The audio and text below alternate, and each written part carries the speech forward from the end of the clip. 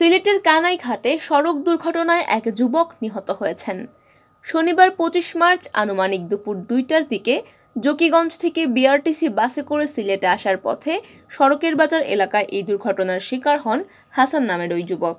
তিনি জালালাবাদ থানার টুকের বাজার ইউনিয়নের পীরপুর গ্রামের আলাউদ্দিনের ছেলে, বয়স আনুমানিক ২০ বছর।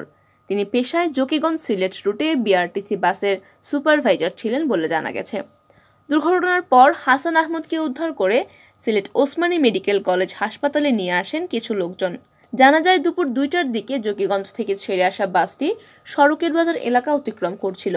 এ সময় বাসের দরজায় দাঁড়িয়েছিলেন সুপারভাইজার। ভাঙা রাস্তায় হঠাৎ বাসটি ঝাঁকুনি দিয়ে উঠলে ছিটকে রাস্তায় পড়ে যান হাসান।